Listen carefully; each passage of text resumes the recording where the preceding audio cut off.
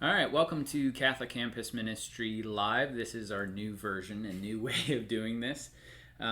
So we will be posting this to Facebook and YouTube later today, but this is our new effort to evangelize and educate people over the summer, as well as still being in Corona quarantine kind of. So this will be the Catholicism 101 series, so we'll go through and cover various topics. They're in our weekly email. If you want to subscribe to our weekly email, you can always go to our webpage, RaiderCatholics.com, and scroll to the bottom and subscribe to our email. But that gives you kind of the topics of what we'll be covering over the course of the rest of the summer. So me and John will be here, and John will be the role of the interviewer. So he's going to be the one who's kind of pushing the conversation, asking questions. And then I'll be the ones answering, and he might add in some commentary himself for anything that he might know or want to add. But so he'll be asking questions, and I'll be answering. And if you guys have any questions that you want us to answer ahead of time, please feel free to contact either me or John so that we can get them on the future topics. Or if we missed something that you're like, oh, that was a really big issue, but I wanted to answer on this, always contact us. We'd be happy to at the beginning of the show, for lack of a better term, answer that. So with that, turn it over to John to kind of say what he will and ask me the first question. So as Nick mentioned, we're kind of going to be starting off Catholicism 101 with just the basic sacraments. And so the first question relying on that is, just what is a sacrament? Just the basic idea of it. What's a sacrament? Yeah. Very good, John. It's always good to begin at the beginning, right? I had a professor who would always say that. So, but nonetheless, so a sacrament is, very simply put, it is a visible sign of an invisible reality. That's the shortest definition that I've given. Catechism gives a longer definition than that, but realistically, though, really, is it points to physical signs that we have that really carry with them a invisible reality, so something that is going on. And they were instituted by Christ, so that we're not just pulling them out of our, Pulling out of the hat. Yeah, be like, oh, and this weird sacrament. No. So they were all basically created, or at least blessed by Christ. One of the things that we can talk about is when we get to marriage, because it was more Christ blessing that, because marriage was older than Jesus. So definitely there before Christ. Yeah. So that is what a sacrament is, an invisible or a visible sign of an invisible reality. So definitely. So the ones we're going to be covering today then, right, are going to be baptism and confirmation. Those are the first two sacraments typically that you receive. I think it'd be odd to receive those out of order, but so let's start off with baptism. So simply, I guess we can go really basic. First off, what is baptism? And then we can get a little deeper, like into, some questions about how baptism works, other things around that. Got it, yeah. So baptism is the first sacrament, always. It is, if you will, your gateway sacrament, because it leads to all the other sacraments. You have to be baptized first, mainly because of what it is. So baptism is, first and foremost, a rejection of the dominion of Satan in the world and our attachments to sin. It is a rejection of our past selves. It is a dying to sin and rising to new life with Christ. So it is the negative of saying no to Satan and saying yes to God. Because every no should ultimately lead you to a greater yes. So with that, that is what baptism is kind of at the base. But also at the same time is it makes you a child of God for the first time. I know a lot of times people like to be like, well, everyone's a child of God. Be like, yeah, but not everyone has claimed that. And that's why the church refers to the fact that baptism makes you a child of God. Why? Because you have claimed your identity. You have said, I am made in the image and likeness of God. It's really the first time that you are taking kind of that power upon yourself and saying, I want what God has to give me. So I want to embrace who I am as a son or daughter of God. Yeah. And so then it also makes you a member of the church, which also gives you rights, which is pretty cool. Most people don't know that by being baptized, you get certain rights as a Christian. But then you also have obligations as well. Just like with any kind of thing, like, well, you're given this. Okay, well, then you have to do this. Responsibility. Yeah. So, and then it also frees you from original sin as well as actual sin. So those are kind of the basics of kind of what baptism does in the short sound bite. Yeah, no, that's good. So I know, and some of you may not know out there, but Nick knows that coming from a Protestant background myself, baptism is often talked about in kind of a different way. And one of those is surrounding baptism's role in salvation. Mm-hmm. So a big question for you is baptism necessary for salvation? Why can't I just believe in Jesus? Jesus is a cool guy. Mm-hmm. I think what he did on the cross was great, and there was probably some power there. But why can't I just believe in him? Why do I need to do this baptism thing? Yeah, so that's a fantastic question, and it really gets to the root of conversations that I've had with plenty of people before too. But like, our words matter. So the fact that so I had a friend one time who said, your will is founded in your words. So whatever you choose to proclaim, whatever you actually take the effort to say and make concrete, make out there in the world, is your will is operative in that, because nobody can force you to talk without you actually deciding to talk. Yeah. Even if somebody is like literally coercing you to say something, you still have to decide to say something. They can't move your vocal cords to make you say something. Still an action on your part. Yeah. Mm-hmm. And so with that is, so baptism is that way in which I basically make that statement of faith. I make that claim. I say, yes, I do belong to Jesus. I do want to be like him, which is one of the reasons why we always state that baptism is what makes you a Christian, is because, so one of the things that happens in at least the Catholic rite for baptism is you are anointed. And so what the word Christ means is anointed one. And so you become a little Christ. You become another Christ in the world. That's what baptism should do. It conforms you more to the nature of who God is and who he came in his person. But with that, though, too, is so is baptism necessary for salvation? Is the question that you asked. And so the church states in her catechism, which is kind of her official teaching document, is there is no other way that we know of to be saved. So it's not saying that necessarily that God can't save you if you're not baptized, but rather, well, Jesus in the church, like in divine revelation, God never gave us any other means to be saved, and so it's like, well, this is the ordinary way. Now, granted, can God act outside his sacraments? Yes. God is not bound to his sacraments. And so with him not being bound to his sacraments, can he act outside of them? Of course he can. But at the same time, you're kind of like, why are you asking God for something extraordinary when you're rejecting the very ordinary?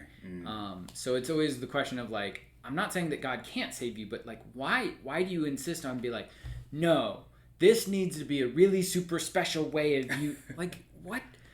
My guess is that if that's more along your lines, then you're suffering from the sin of pride, and we have more work to do than just. There's more going on there. Yeah. But yeah, so as baptism is the ordinary way through which people are saved, or at least the ordinary beginning of the way to being saved. So kind of like a paved straight road to the destination you're trying to reach versus, oh, I see the dirt path off to the side. Maybe it gets me there. Maybe it doesn't. Seems like it's going in the right direction. Yeah. Very cool. So. Okay, so next thing is, I know this was big for me. Wasn't necessarily a hurdle to get over when I came into the church, but what is with Catholics and infant baptism? Because that's not a thing that I'm trying to think of any Protestant denomination that does that outside of maybe like Anglicans. They might do that. Shouldn't the person, at least this was always the argument that I heard, that you need to know what you're doing before you be baptized.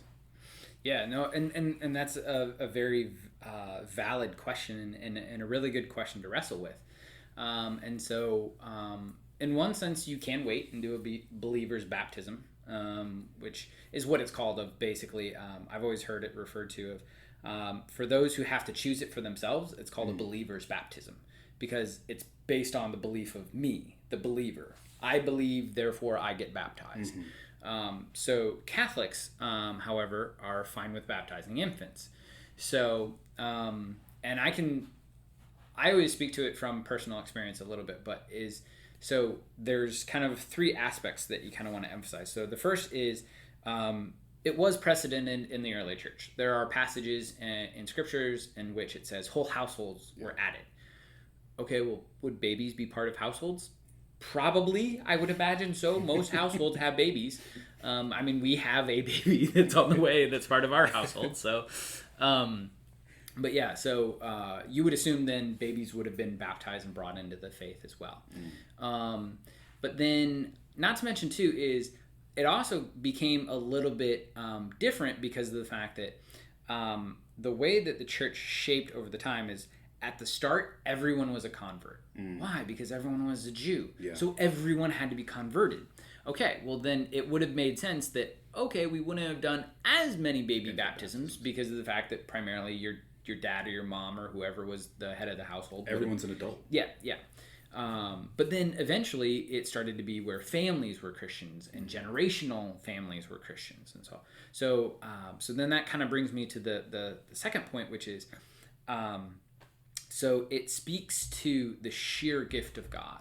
The fact that what does the baby do to earn baptism? Zip. Nothing. A big donut. Nada.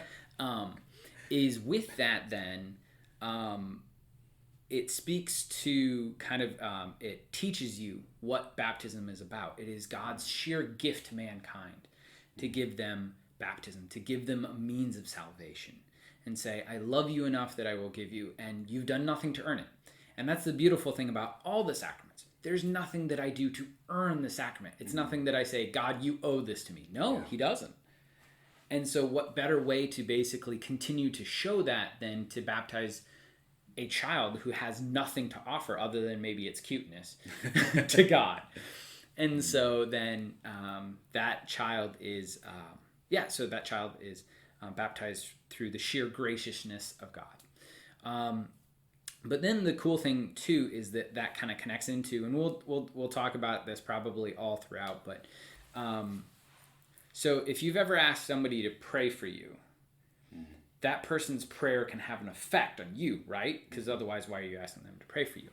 So other people do have authority sometimes to speak into your life and change and affect and shape your life. Absolutely. And so same way, probably by far the person who has the most authority for your life are your parents. Why? Because God gave them to you.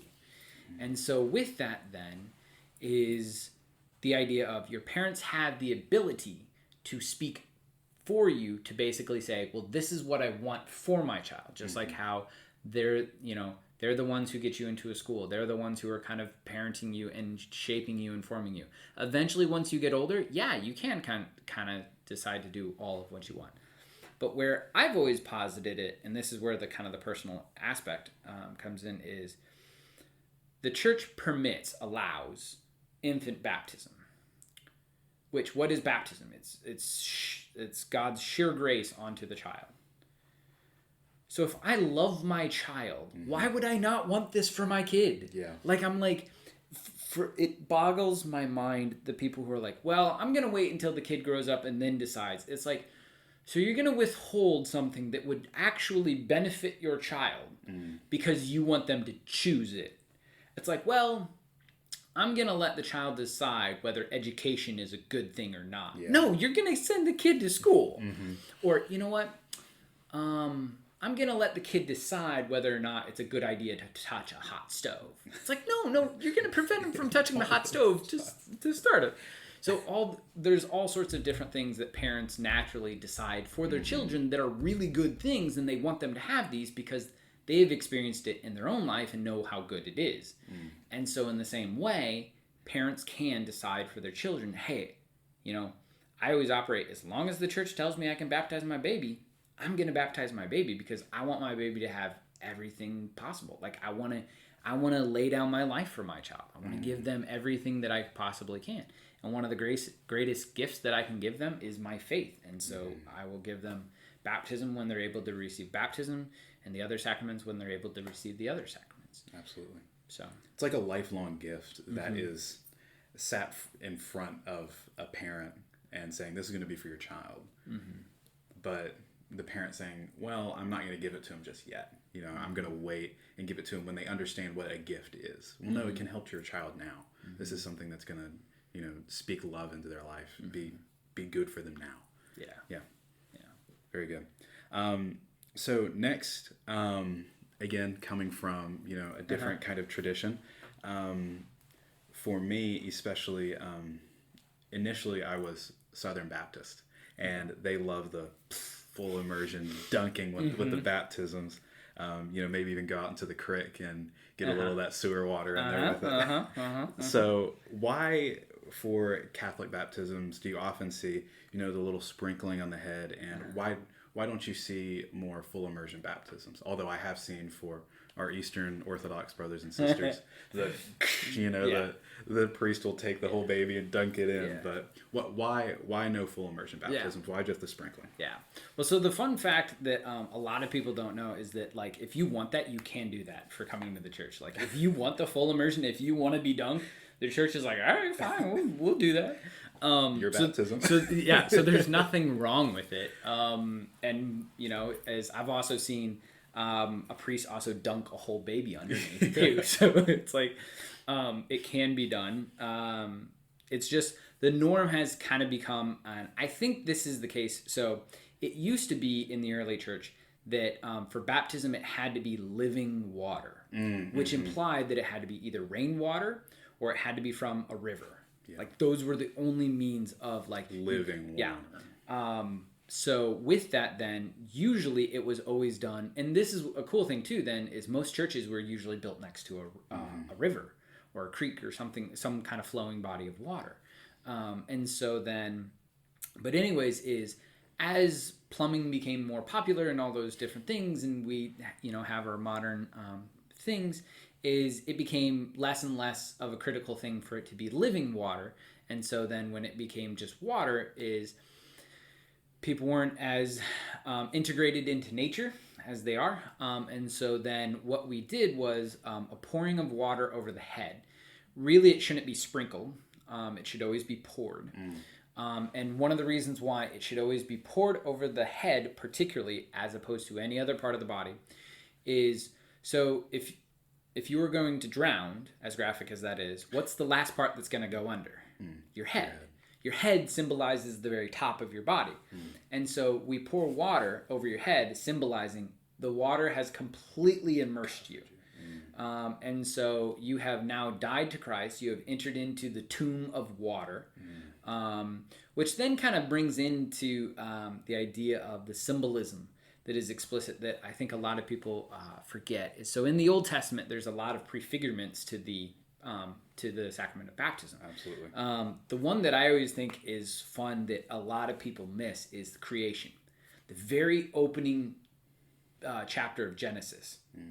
So is there was darkness, or God's face hovered over the abyss, over the waters. And it talks about how these waters were symbolic of chaos, the devil, so to speak, or death. And so with this is God speaks, God's wind, his breath, goes over the waters and sanctifies it and then brings forth life. And so with this, we have this parallel of baptism, of water, which in baptism symbolizes death. You're dying to yourself, you're dying to sin, you're dying to the dominion of Satan, and rising to new life with Christ. And so there, that parallel is made with the Old Testament prefigurement of creation. And it's kind of funny too, because of the fact that you're like, yeah, no, like literally the first things in creation is symbolic of baptism. That's so awesome. I never even thought of it that way. Yeah, there you so go. Cool. You also have the symbolism of Noah and the ark. So cleansing of the world from sin, saving a family, through water. Not to mention, too, is the crossing of the Red Sea, passing from certain death of the Egyptians through water to the joy of the resurrection of being saved from those people who would literally have killed and slaughtered the Hebrews. So you have all these prefigurements and everything, and so so you die to sin, and pouring over the water is symbolic of that death, of it, you being completely submerged into the tomb of water. So very cool, very cool. I remember another thing for like old, I guess, Jewish Hebrew practice when it comes to baptism. I know a lot of people know that that's where that comes from, this idea of being cleansed.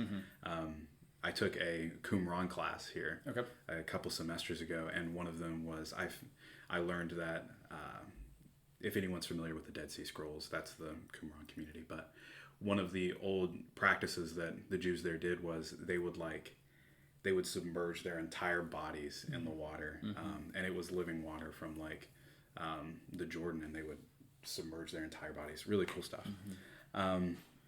Moving on to the next question. So you mentioned a little bit earlier the idea that when you're baptized, you're brought into the church. And so for a lot of those that are not Catholic, if they're baptized outside of a Catholic church, is that a real baptism?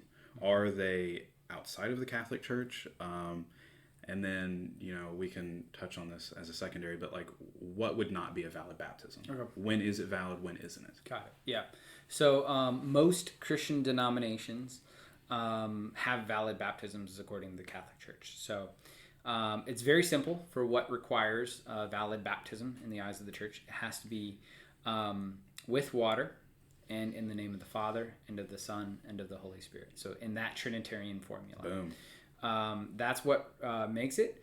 But it also, this is why sometimes you might question why certain churches we don't accept their baptism, is also, do they understand what the Father, the Son, and the Holy Spirit is the same that other Christians understand it? Yeah. This is where I believe Jehovah's Witnesses and Latter-day Saints, so Mormons, those two break from us. Even though they might baptize in that formula, they're not considered valid. But how do they see that? But how do they understand the Father, the Son, and the Holy Spirit? So, and they break drastically from mainstream Christian churches. So they would break from the understanding of Methodists, Lutherans, Anglicans, Baptists, Presbyterians, Pentecostals, on and on and on and on down the list.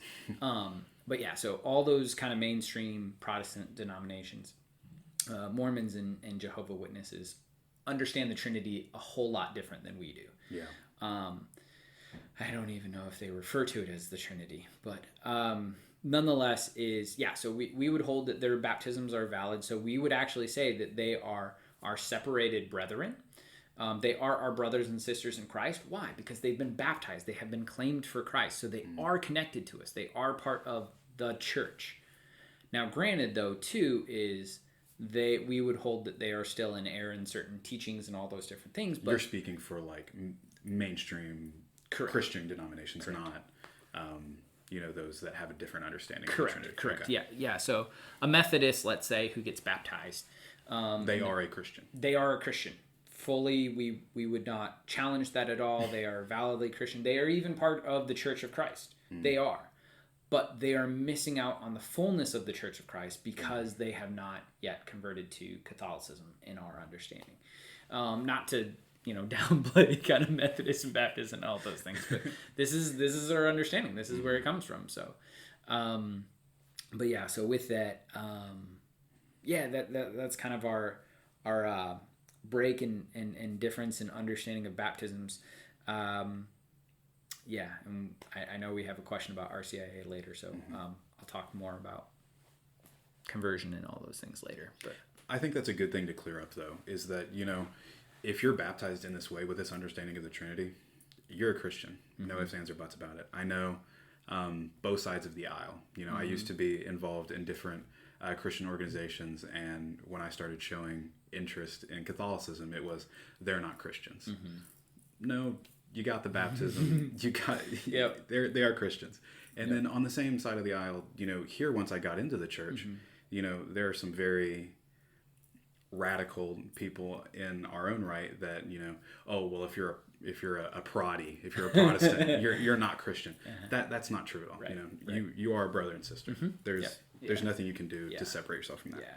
Yeah, the church has always stated it as, well, I should say, is with Vatican II, is that they changed the way that they worded it, which is so much better, which is our separated brethren. And I think that that's so critically important because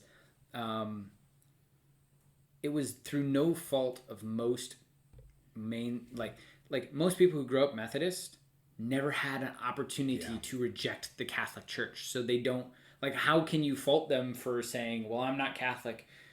Did you actually ever say no to the Catholic Church?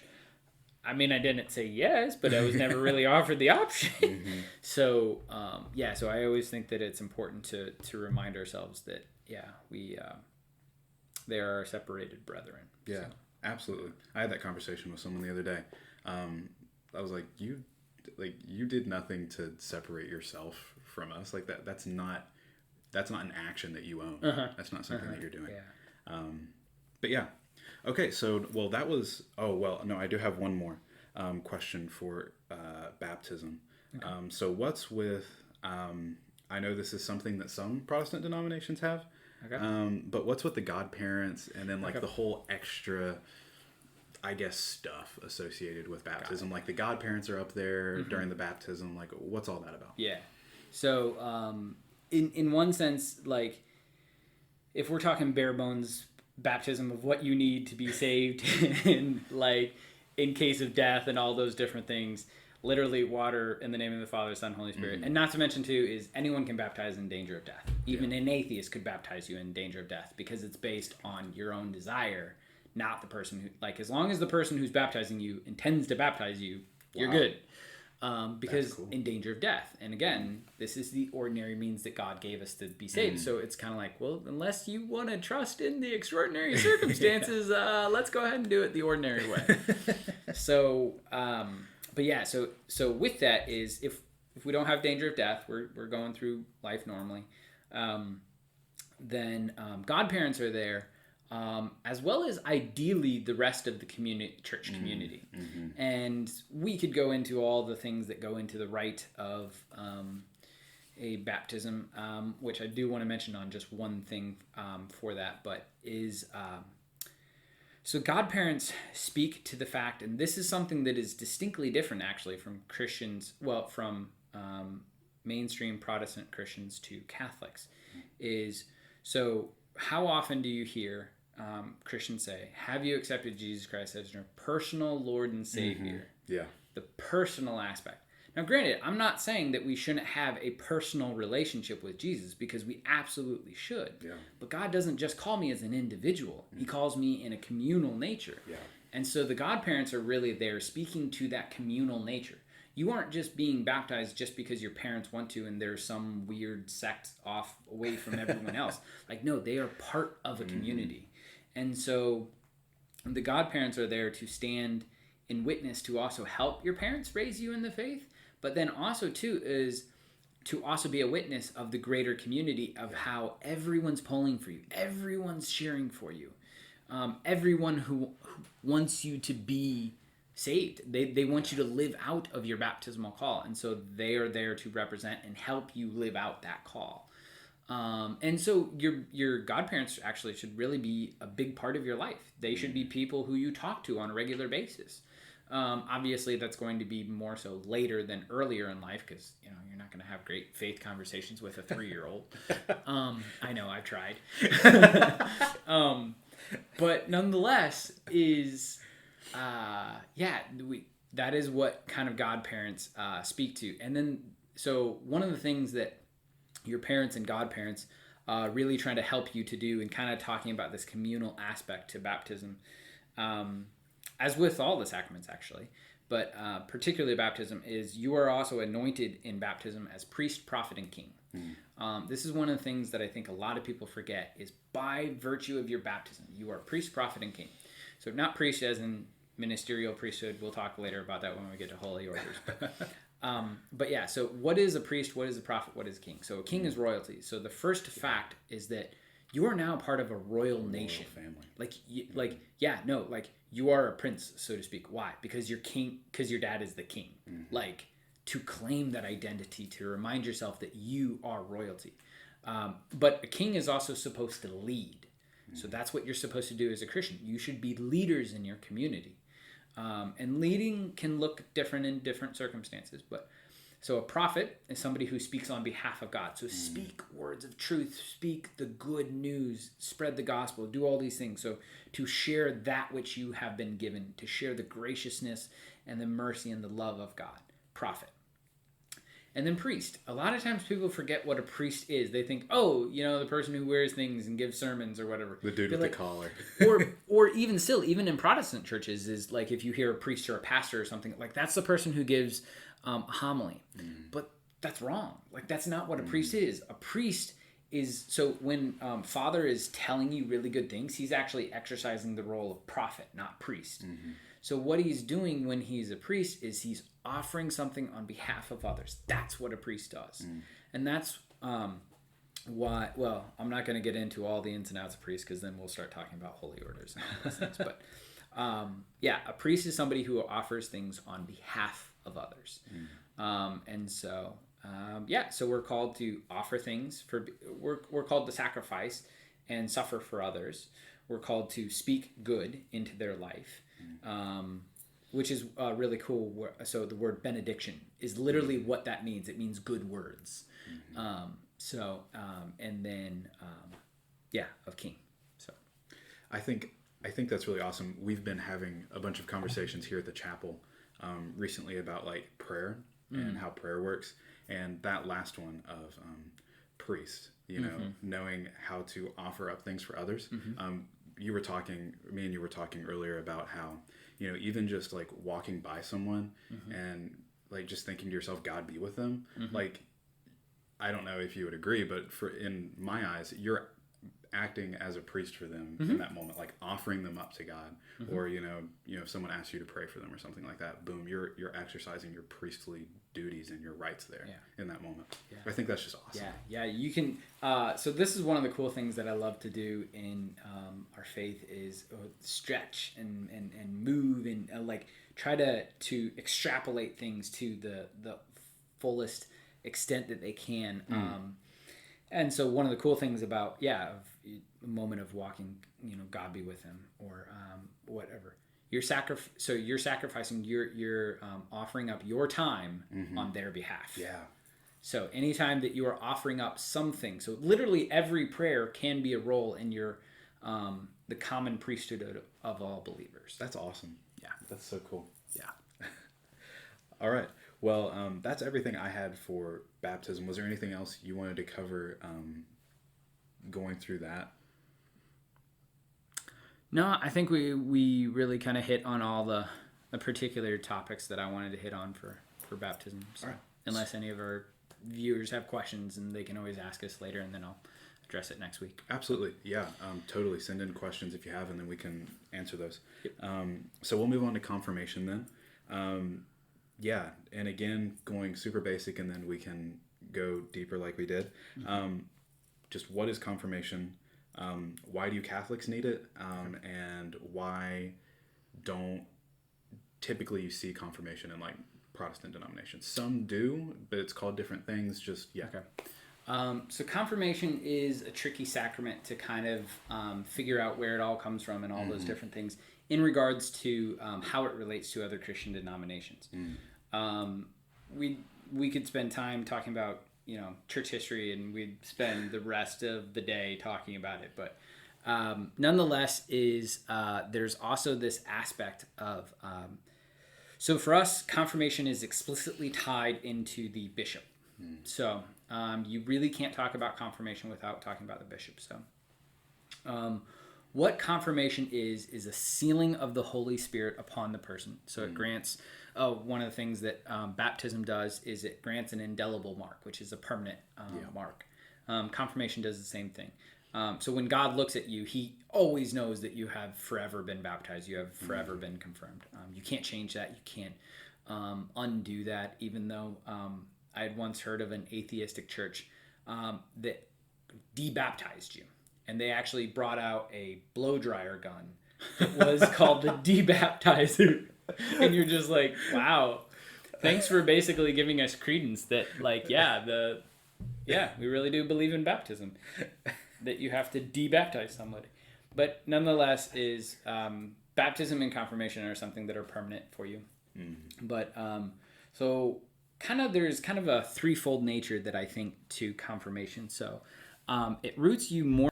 So it roots us more firmly into the church. It renders our bond to the church more perfect. And in regards to rooting you more firmly into the church is the idea of it roots you more firmly into the greater community. The fact that you are not just one amongst many, no, you're a part of a community. You're part of a faith. And so then you also have the aspect of you are made into a soldier of Christ. And a lot of times people are like, wait, soldier of Christ, like, does that mean you get your marching orders from the Catholic Church? It's like, no, not quite like that. But rather, it gives you the ability to spread and defend the Catholic faith. Yeah. So it gives you that power. I'll give a helpful analogy here in a little bit, but so it roots us more firmly into the role of the bishop. And so one of the things that happened, at least in the West, is over the course of time, baptism and confirmation got separated from each other because they were originally together. And the whole reason why they were separated was as dioceses got bigger, it was harder and harder for the bishop to get around to all these people. Because the bishop was the one that had to do it. Correct. The bishop is the one who had to do this. And so, there were people who might actually die before the bishop gets to you, or, this kid's now 8 years old. They're missing out on so many graces now. Yeah. And so that's when baptism and confirmation got separated, but they still wanted a tie to the bishop. And sometimes people are like, why do you care? Why do you want to be rooted to the bishop? Well, in Catholic understanding, what the bishops are for us are the successors of the apostles. Hmm. And so just as Peter, James, John, Philip, Bartholomew, the original. Yeah, the original 12, those guys. They were apostles. They were ones who were sent out, because that's what the word apostle means, is one who is sent. And so then, since they are symbolic of the faith, really, to us, they are the bishop is incredibly important to the life of a Catholic. And so with that, then, is we still want to have that, realizing that I'm not just joining a local particular church. I'm joining the worldwide Catholic Church. Capital C Catholic Church. And so the reason why I get confirmed by a bishop is to kind of reroot myself in that understanding that I'm part of a bigger church. And then not to mention, too, is the really cool thing, too, is in one sense you kind of get a little bit of the taste of, well, why is the bishop doing this? Well, if we're rooted more firmly and we are a soldier of Christ and we are meant to spread and defend the faith, then just as much as he was sent out on mission because he was one who was sent, so I am one who is sent to go spread the faith. Yeah. So that's kind of the basics of what confirmation is. It is a sealing of your baptismal vows. Usually at the liturgy, you recite your baptismal vows, so you make a promise again of what you committed to, or your parents committed for you at baptism.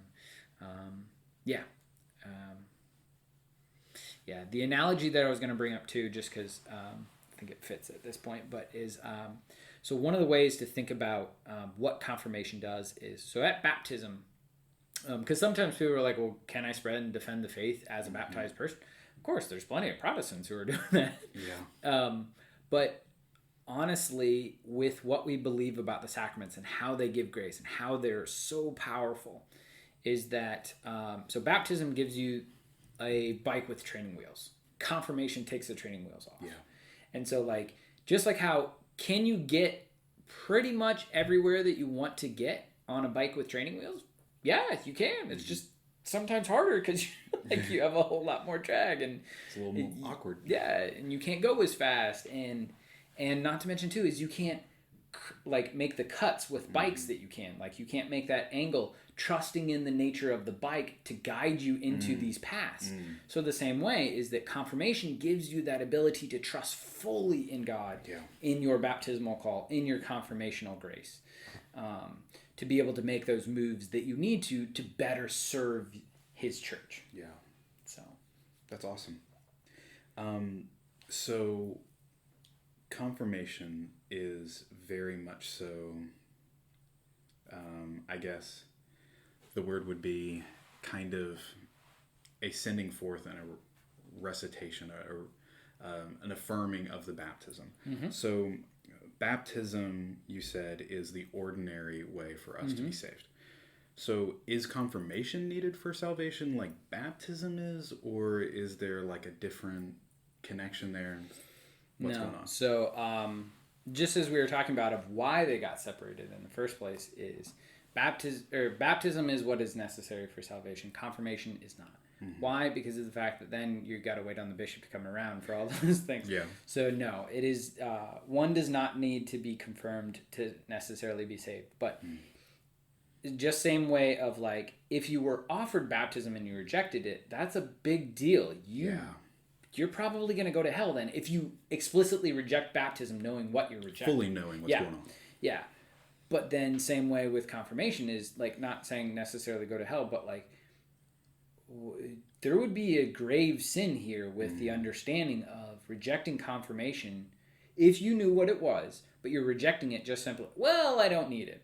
And this actually gets into one of the things that really annoys me, and I get it. I completely get it because of the fact that I myself, maybe a year or so ago, was still kind of operating off this mentality. But so often we look at God and we say, what's the bare minimum that I need to do to get into heaven? Yeah. Or along the lines of like, okay, God, well, like, I know that you're giving me enough grace to get to heaven, and I'm not going to not do these things. And it's like, it's completely wrong. Like, God is a lover. He is passionate. He wants everything for you. Passionate. Yeah, so he's not like sitting there like, well, I'm only going to give you just enough to get you into heaven. No. He wants you to get into heaven and the highest heaven possible. Like, he wants everything for you. And so often we look at our faith and say like, well, what's the minimum that I have to do? No. God's like, what's the maximum that I can do? And so that's where it's kind of like saying like, if you had the opportunity for confession or for confirmation, why not? Yeah. Like, why would you be like, you know what, God, I don't want a really amazing gift from you. Yeah. I'm sure we'll go super deep into it once we hit marriage, but I always think of your relationship with God as a marriage, and like, why would you ever go to your spouse and be like, what's the bare minimum I can do for you to make you happy? Like, no. Why would you ever do that? There's something critically wrong there in that line of thought. Yeah. But, it's a bad marriage. It's not going well. No, what can I do for you to make you joyful, a true joy, that you feel a deep and a passionate love, absolutely. And, why would you ever reject that gift that God is giving you of pure, passionate love and a fuller understanding of not only, his church, but him, a fuller understanding of him and being able to express that to others. Absolutely. So we already talked about it a little bit, why baptism and confirmation eventually separated.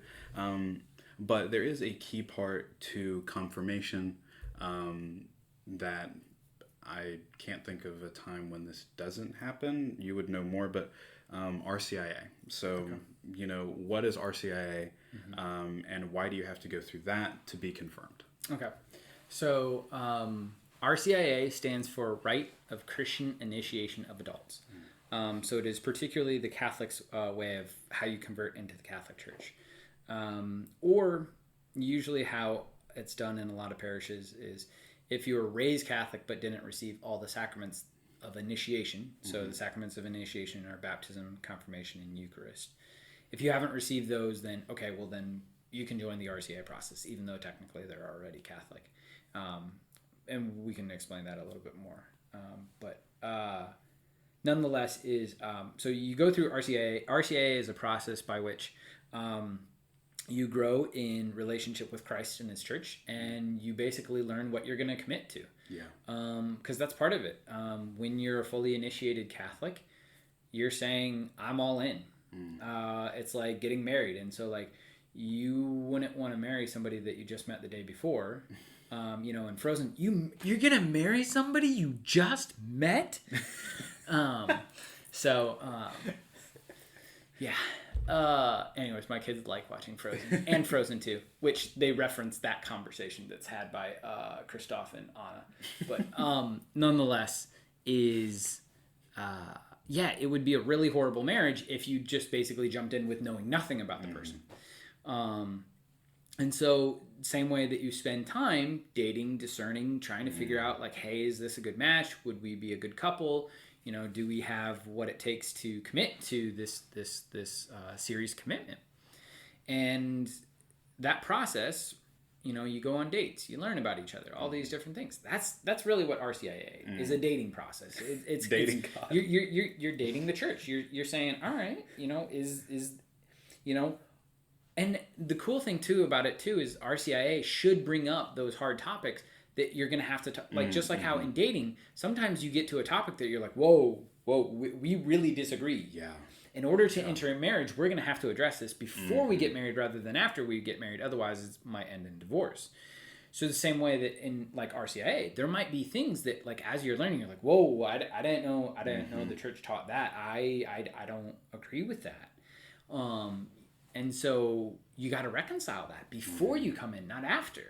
And I think really where it comes down to kind of is always this question of like, are you willing to basically learn from your spouse, learn from the other person to basically say, well, why do you, and you got a little bit of, it's a harder aspect because when you're dating the church has had 2,000 years to figure out why she teaches what she does. She's got a long history of why. Yeah. So your reason, probably not going to fly. And which is why you usually have to conform to the church rather than the church conforming to you.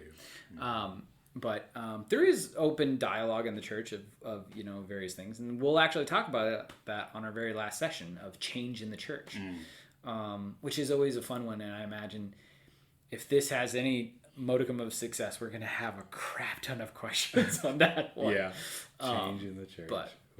But yeah. So that's how people come into the church. It's how you convert. And the process looks different for different people, depending upon where they're at. But the interesting thing is, RCIA can go. It can be a very, very short process, just like how some people meet each other and like, wow, I love everything about you, and you kind of know it's love at first sight. Okay, great, wonderful. RCIA is going to be a short process for that person.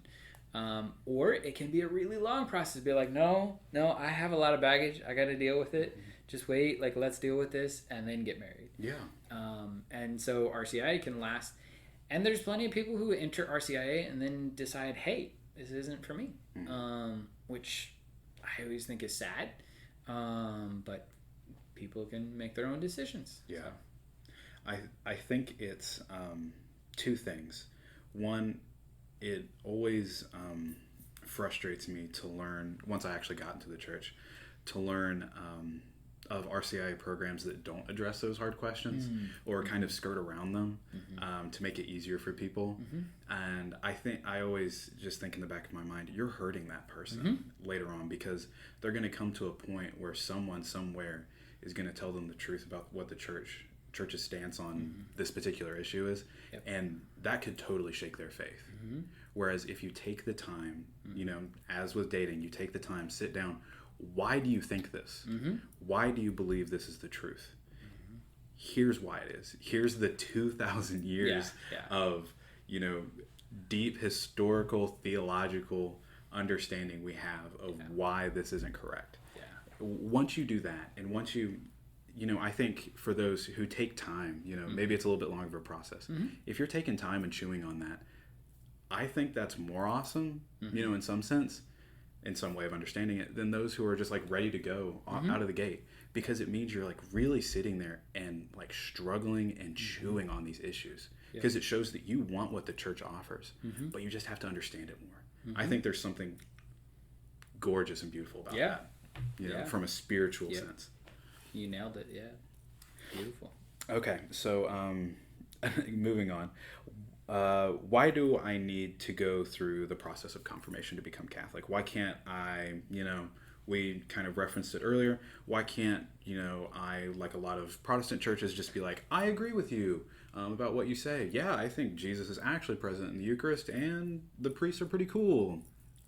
Why can't I just be a part of the church when I do that? Yeah. So one of the things that we were talking about when we were prepping for the video, but like it's so critically important, is that I think a lot of times we forget that our words are where our will is. So you have to, like, in order for me to say something, I actually have to consent and say it. Nobody can actually force me to say anything.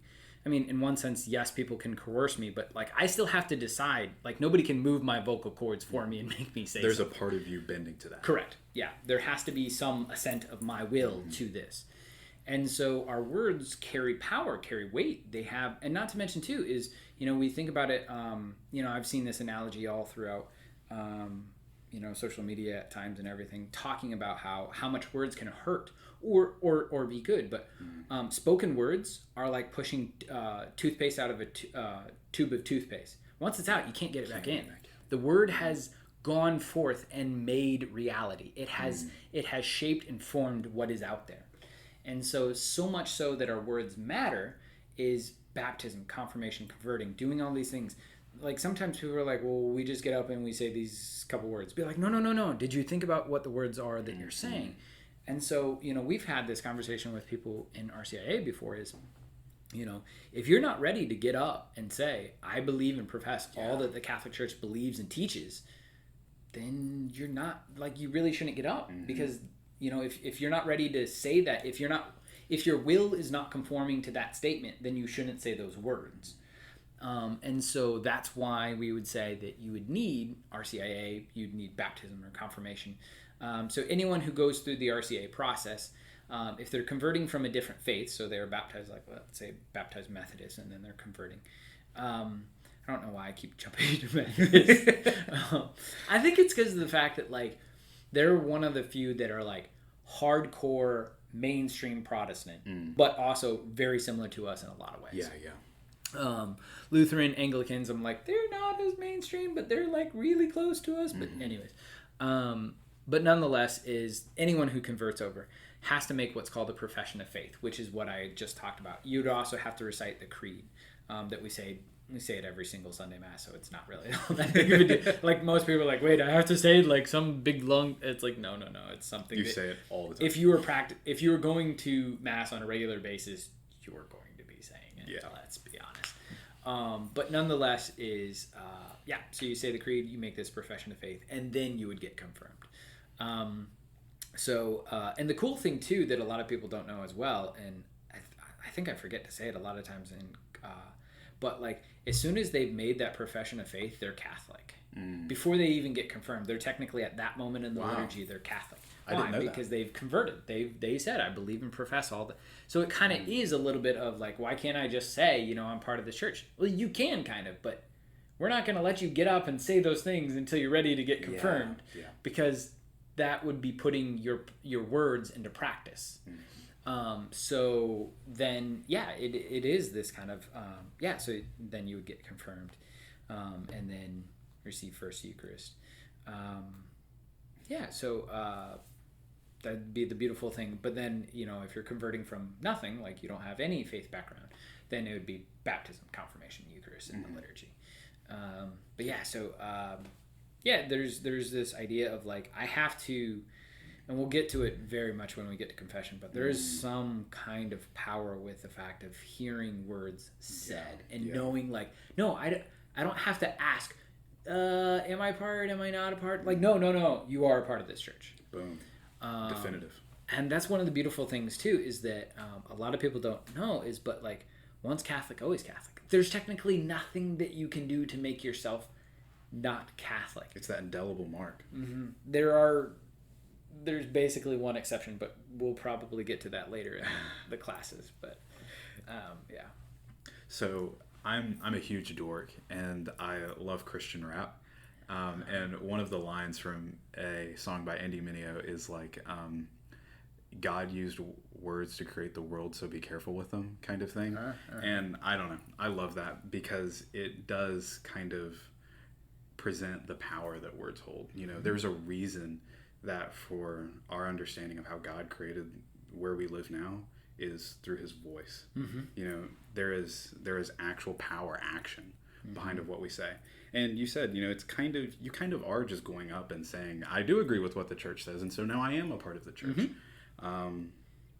But I like your explanation of that your will has to be tied with what you're saying, that you have to fully understand what you're agreeing to before you get into this. I love that.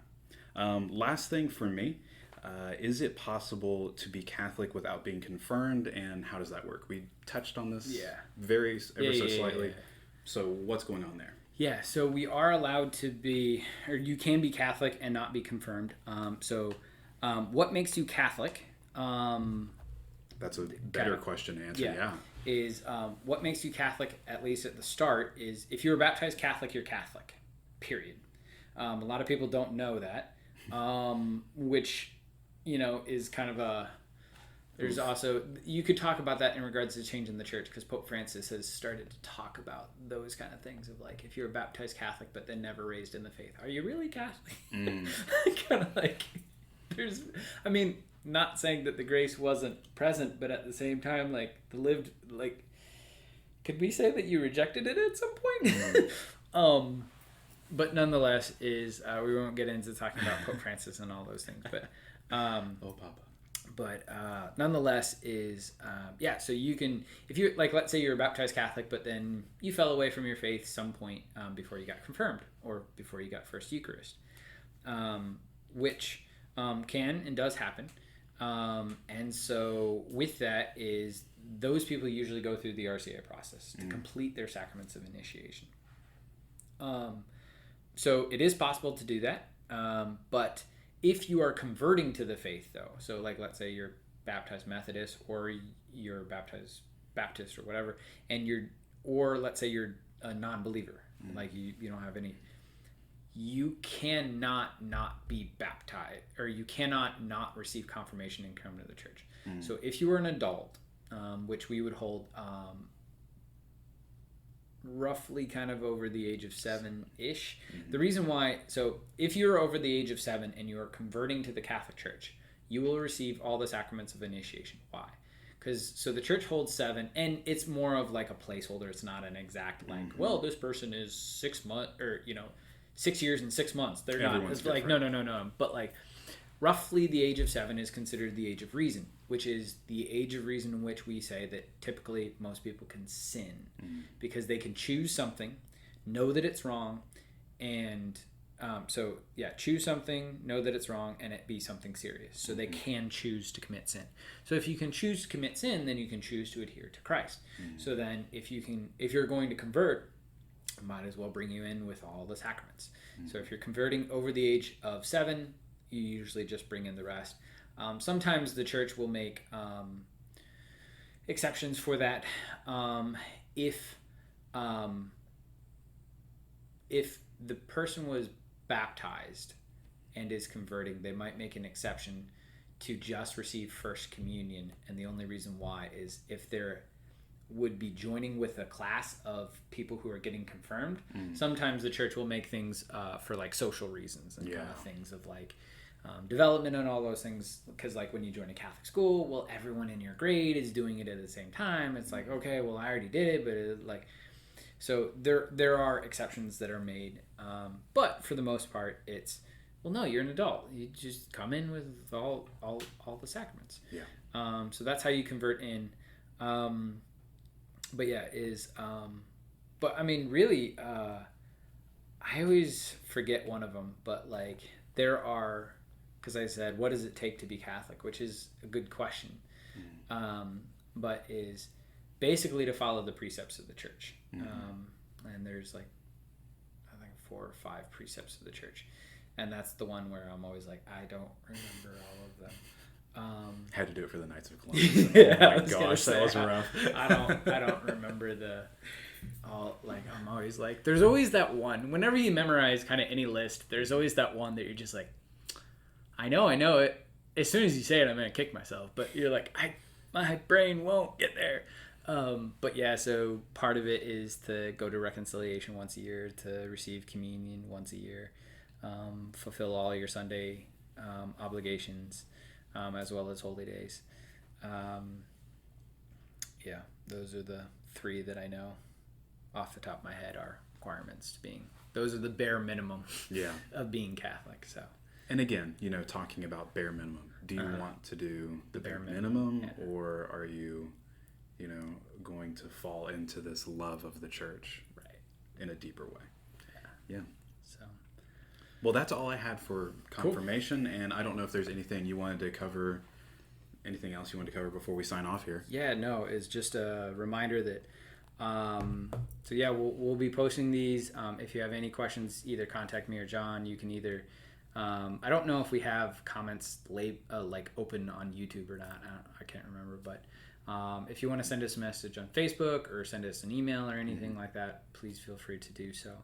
But then also, just kind of on the topic itself is just so the first 3 sacraments of initiation: baptism, confirmation, Eucharist. So today we covered baptism and confirmation. Next week we'll be covering the Eucharist as well as the Mass. So not just the Eucharist and our beliefs centered around that, but like what is the Mass and all those different things. And so if you have any questions about that, either baptism, confirmation, or the Mass/Eucharist, and you want to ask us ahead of time. We sit down Wednesday morning and basically start going over this stuff. So if you get it to us before then, we'll be able to address it and get it up into the video. If not, you'll have to wait until the next week for us to answer it. Absolutely. But yeah. And like Nick said, you can either directly message us through socials, or, I'll be checking the comments. Nick will be too on the Facebook video, and if you can get them in YouTube. So we'll be checking there as well for questions. Other than that, we're so thankful that you watch our videos, and if there's any kind of content that you want us to create down the road or anything like that, please let us know. But other than that, we look forward to hearing from you, and we're praying for all of you, and God bless, and we'll see you next week. Yeah, thank you so much, guys. God bless.